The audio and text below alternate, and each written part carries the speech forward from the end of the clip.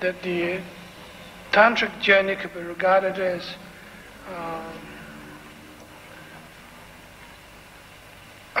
walking through mountain path,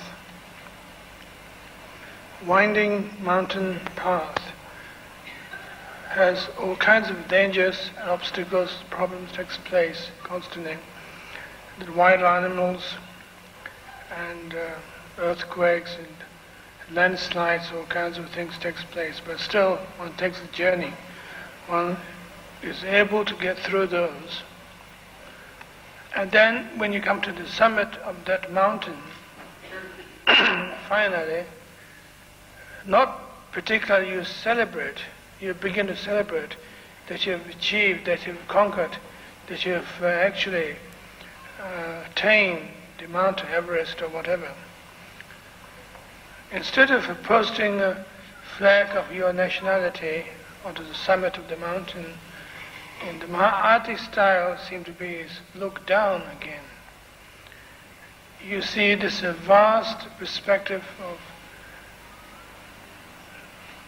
mountains, rivers, meadows, woods, jungles, plains. Once you're on the summit of the mountain, you begin to look down. You feel more attracted towards the panoramic quality of that what you have seen. So from that point of view, this journey is not regarded as final journey, but re-appreciating what you have gone through. Again, you wanted to get back to the journey that you are going through. So that seemed to be a beginning of the end and end of the beginning, whatever. And the concept of Ati teachings in the 9th Yana, Tantra, talks in terms of enormous space that is involved.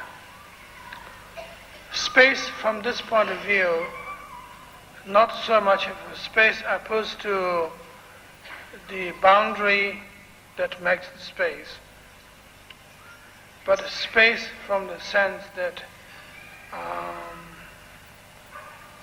that there is a sense of total openness, and such openness has never been, the question of such openness has never been raised.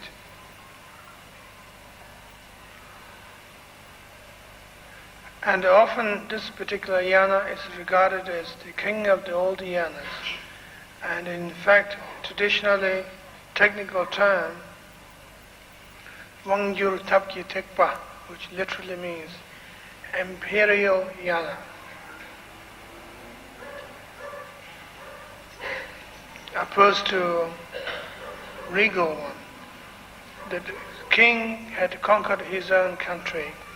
But in order to be emperor, he had to conquer a lot of other territories, a lot of other continents. Otherwise, the king can't be referred to as emperor.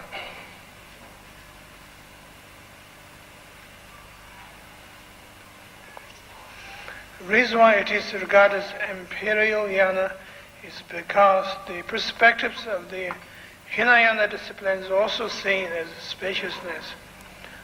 And the perspective of the Mahayana discipline is also being spaciousness. Let alone the perspectives of the Kriya Yoga, Upa Yoga, Anuttara Yoga, and so forth are also seen as a spacious perspective. So, in some sense, if we could review back what we were discussing, what we were talking, what we were learning, that things we discussed in the past few weeks, that we be taking that point of view, that what we have studied already, what we learned already, what we talked about is from this perspective of Ati, so that we were able to view the characteristics of yanas and characteristics of disciplines in a form of openness, spaciousness, that it is inevitable.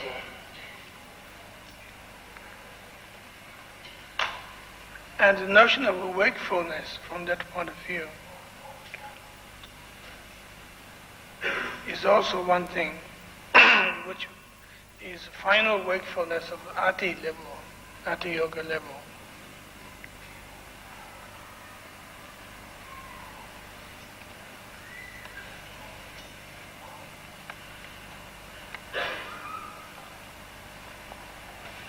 One of the definitions of Ati Yoga teaching or discipline is that which transcends coming, that which transcends going, that which transcends dwelling. In this case, it is something more than the traditional Tantric slogan, Advaita, non-dual, not two, something more than that. And in this case, we are looking from the point of view of true reality, not even level of slogan or belief as such, that things are as they are, very simply, extremely simply so.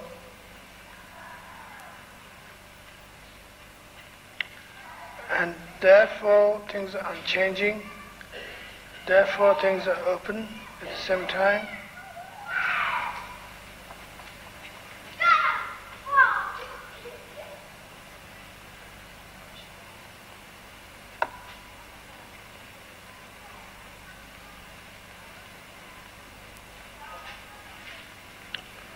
The relationship between you and your world is no relationship.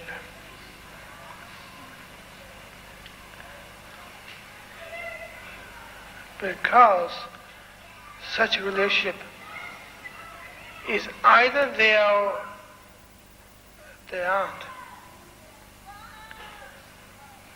One cannot manufacture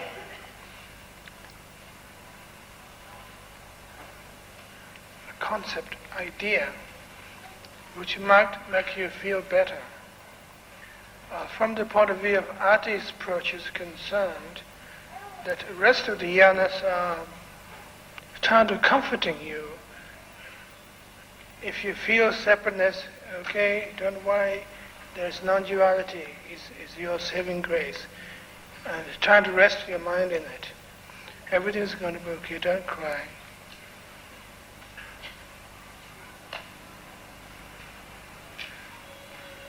And in this case, it's such blunt and such a vast attitude of a total flop.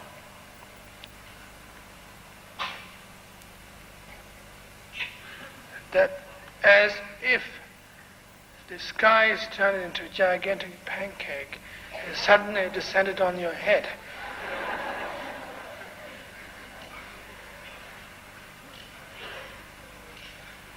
Which ironically creates enormous space at the same time. That is my artist's approach. It's a larger way of thinking, larger way of viewing.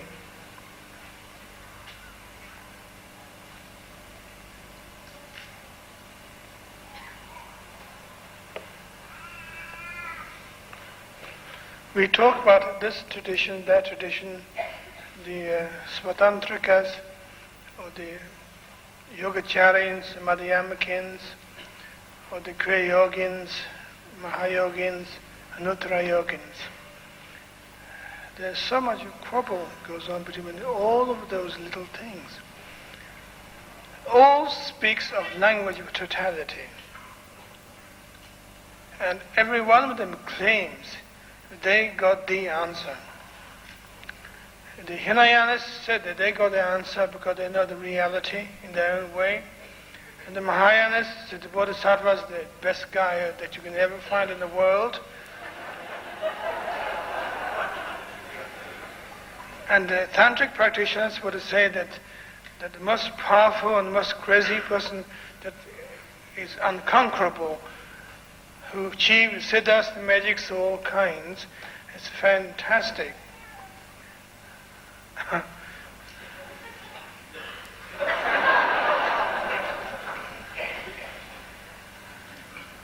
let them believe. It's okay. But what does that mean? To us personally, as students who want to practice, who want to experience, actually, if we could make Ati Yoga remark that these yogas, jnanas, and experience that we'll be discussing, are purely creating a successive, primitive, more advanced, further advanced, more mechanized toys. So the question here is, in the Mahati level, that those little tricks that we play to prove ourselves, entertain ourselves, are no longer regarded as anything particularly, but everything at the same time. It's the level that while we are building our apartment houses, designing our museum, our zoo, then suddenly that whole sky turns into a gigantic pancake and drops on you.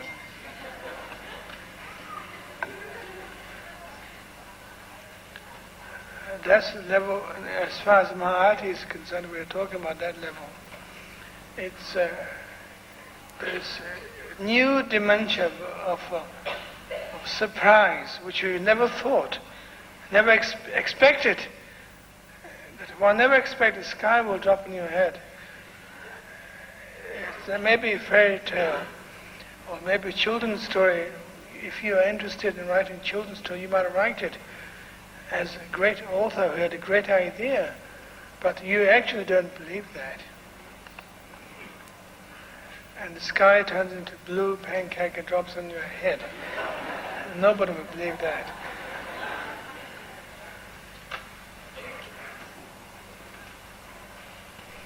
But actually it does happen.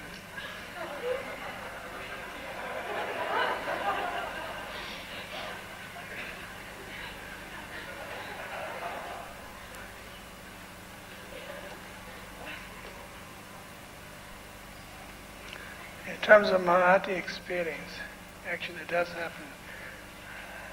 There's a new dimension of shock, new dimension of logic, that you're trying to sort out your mathematical problems by working with a blackboard, notebook. And there's another dimension, mathematical problem begins to descend on you.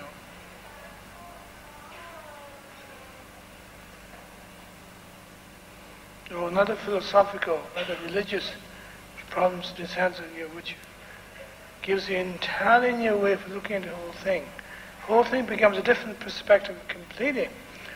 And it seems that at this point, if you're trying to catch what we're trying to say, quite possibly you can't actually captivate that idea. It is quite possible that you don't understand a word of it, the whole thing. Even you can't imagine the faintest way, but it is possible that there are situations in which exist that is beyond our logic, beyond a system of thinking,